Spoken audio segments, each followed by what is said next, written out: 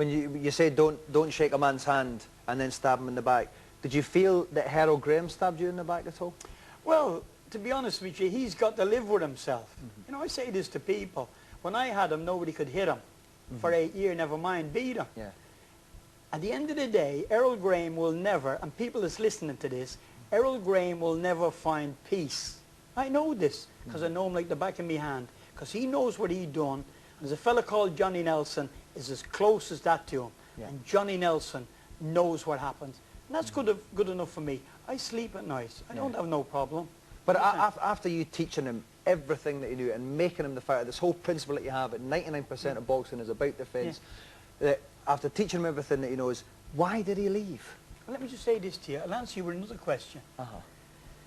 To be ignorant is sad. To be ignorant and not know you're ignorant is very sad. For you to know I'm ignorant and you don't help me, that's terrible. Yeah. But the minute you start helping me and I start learning, then your problem starts, because I'm not going to agree with you. Yeah. You see, there's all things. When the kids leave the gym, I can't go and sleep with them to keep my eye on them, and I don't want to do it. I've got a lovely wife, I've got a lovely family, I'm right happy. But I have learned, I finished up with nothing, I've got a few quid now, it's great, because I've got independence.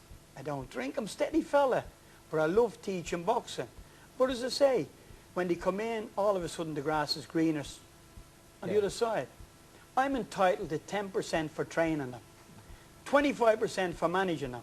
So I only charge them 25%. Now I'm not Father Christmas. 25%, whatever they earn, I've got 25%. I've got my son John full-time, my son Dominic full-time, my son Brendan part-time, my wife's full-time.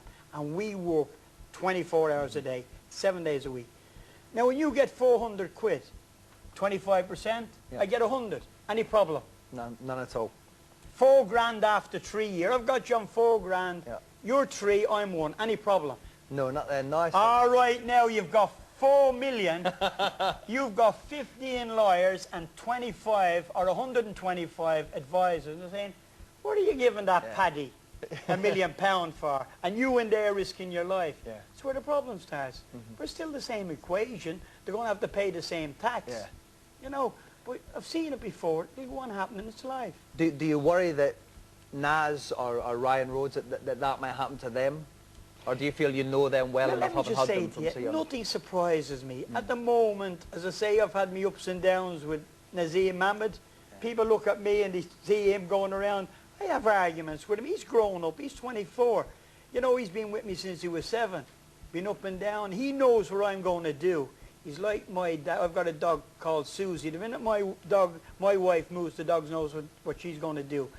If I'm going to do anything, Naseem Hamed, you know, before I say anything, the road to ruin is paved with good intention.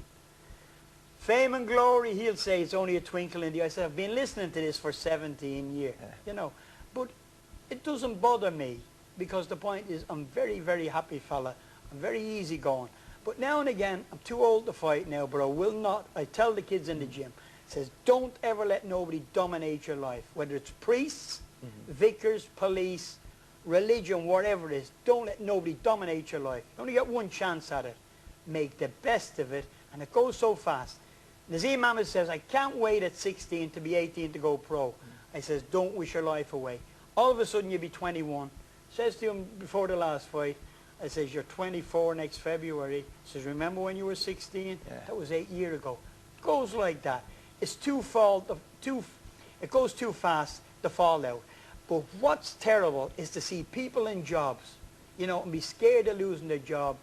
And you got people bullying people, whether it's whatever sort of bullying. Mentally bullying, physically bullying, sexually bullying. I says, don't stand for that. You know, don't you go and jack your job. You know, don't stand anyone bullying you. And if it gets to the point, have a fight and he's bigger than you, take your coat off and you fight. Don't let nobody bully you. That's my philosophy. In Jeffrey Beattie's fantastic book, On the Ropes, which I recommend anybody who even has an interest in boxing. Fantastic book. There's great descriptions about you starving yourself to help Naz make the weight for fights. Why did you go to that extreme? Well, listen, at sometimes you were having to lose up to a stone. No, listen, honestly, and really, that is only 2 or 3 years ago, and I was wrong, and I admit it on television. But Naz, you'd have Naz on weight, and he's only young at the time, Ryan Rhodes was saying, fighters seem to love, I don't know what it is, but chocolates and sweet stuff and all the junk food. And I had Naz for this fight, and he was on weight 2 days before the fight. You know, we're getting ready the next day to go, put him on the scales, because I've got his scales in the house, and he's 3 pounds over. You know, got problems, I've got to get down to London. And I remember I got on the scales with him. I was 12 stone. I says, I will make 11.6 or 11.8 again in the next 2 days before the weigh-in. And we set off. Now, you know, they look silly things, but I weighed myself, got in the car. I said, again, I get down to London and drive. You will lose 2 pound drive on body weight. So I got down there, lost 2 pounds. I got down there, I'm 11 stone 12. And then went to the toilet, and one thing I lost ½ pound. And then get up in the morning, you lose £1.5 pound sleep. And I'm going to the toilet, and he's saying, you must have been drinking something. I says, no, I haven't. Then anyway, cutting a long story short, he made the weight. You know, then we went to eat. But then, where his stomach was about that, not eating, it had shrunk. So we had to suffer, I had to suffer, but he got in that night and he knocked his opponent out in 2 rounds. Now, with all this medicals, expertise and everything else, I agree with them. I think it's 80-odd or 90-odd% of your body is water. Your brain is in liquid. And the British Boxing Board have done a great job with these MRI scans. Now, I've got a son, Dominic, who's come full-time. He sits down and studies diet and everything else. The fighters now drink 2 litres of water while they're training, you know, so we don't have no problem about making the weight, providing they stick to the food. You know, they can eat anything they want as long as you don't eat rubbish. Drink as much liquid as they want as long as it's water. Worst thing you can do in your boxing is drink alcohol. And I think there's only, out of 70-odd we've got in the gym, there might be 1 that takes a drink.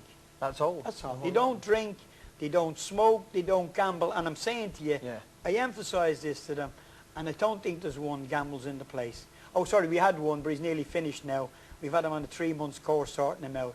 But if you drink, smoke, gamble, you understand, you spend your money, you're struggling, you got a girlfriend, you got a wife, you got kids. There's better things to do with your money. And if you've got domestic problems and you're fighting, then you've got problems. When you go into fight, you want to be focused, you don't want to have no problems, then you can perform better. I mean, look at Ryan Rhodes the other day. I've had him since he was 6. I've been in the ring with Ryan, actually. Have you? I've gone around with Ryan, yes.